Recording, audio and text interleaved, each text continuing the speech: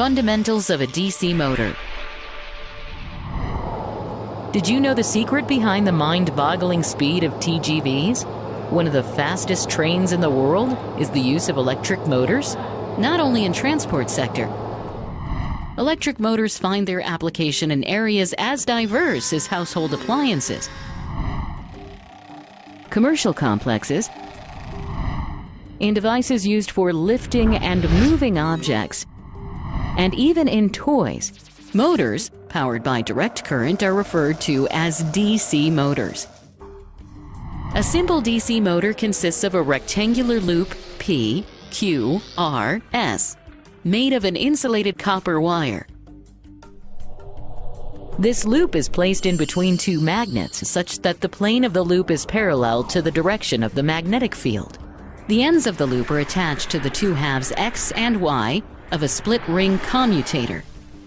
These halves of the split ring are insulated from each other and are mounted on an axle about which the rotation is to take place. Externally, two conducting stationary brushes, B1 and B2, keep pressing against X and Y respectively. These brushes are connected to a DC source. Let us now understand how this assembly works. Let the current from the battery enter through brush B1, flow through loop P, Q, R, S, and leave through brush B2.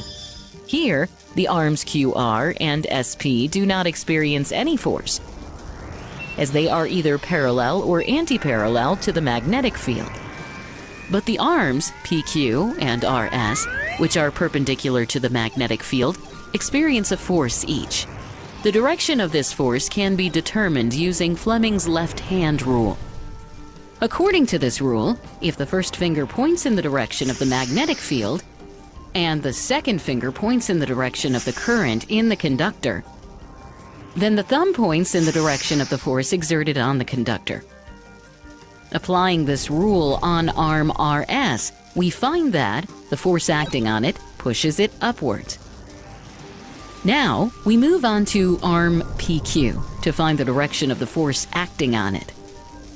Here, we notice that the first finger points in the direction of the magnetic field, but the second finger does not point in the direction of current. So we rotate the left hand such that the second finger points in the direction of current. Notice that, in this case, the thumb points downwards. This implies that the force acting on arm PQ pushes it downwards. Thus, under the action of these two forces acting on arms PQ and RS, having different lines of action, the loop starts rotating anti-clockwise. Just as the rotation starts, arms QR and SP are no more parallel to the magnetic field, and hence are acted upon by the forces as well. But as the two forces are equal and opposite, and have the same line of action, they always cancel each other. Once the loop has rotated through 90 degrees, brushes B1 and B2 lose contact with the split ring and the current in the loop is cut off. In the absence of current, arms PQ and RS do not experience any force. This implies that the loop should not rotate anymore. However, due to rotational inertia, the loop continues to rotate a little further so that the contact is re-established. Just as that happens, the current starts flowing in the loop once again, and the loop continues to rotate in the same anti-clockwise direction. On rotating through 180 degrees, that is, after half rotation, arms PQ and RS of the loop get interchanged. Now, the split ring Y is in contact with brush B1 and X with brush B2. Therefore, the direction of current flow in arm PQ gets reversed. This happens in arm RS as well. The reversal of current also reverses the direction of forces acting on them. Thus, arm PQ of the loop, which was earlier experiencing a downward force, now experiences an upward force. Likewise, RS experiences a downward force. As a result, the loop continues to rotate anti-clockwise.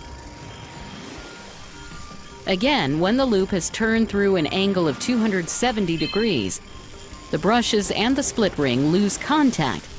But due to rotational inertia, the loop continues to rotate a little further so that the contact is established once again.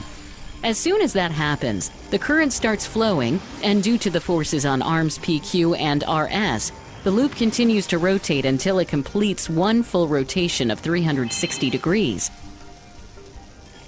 This whole process is repeated a large number of times so as to obtain continuous rotation of the loop. Rotational speed of the motor depends upon several factors. Notice how on increasing the number of turns of the coil, the rotational speed increases. On increasing the area of the coil, the speed further picks up. If the current is increased, the rotational speed mounts up further. Finally, if we increase the strength of the magnetic field also, the rotational speed will touch a new high. In order to achieve high power, a practical DC motor uses an armature coil consisting of a number of coils mounted on a soft iron core. This armature is located in between two or more electromagnets. On passing current through its coils, the armature starts rotating. The rotating armature turns the shaft to which it is attached. Thus, the electrical energy supplied by the source gets converted into mechanical energy. Summary. Motors powered by direct current are referred to as DC motors. On passing current through the loop, there is reversal of current after every half rotation, giving rise to a continuous rotation of the loop in the same direction. Rotational speed of the motor depends upon several factors, like the number of turns of the coil, the area of the coil, current in the coil, and the strength of the magnetic field.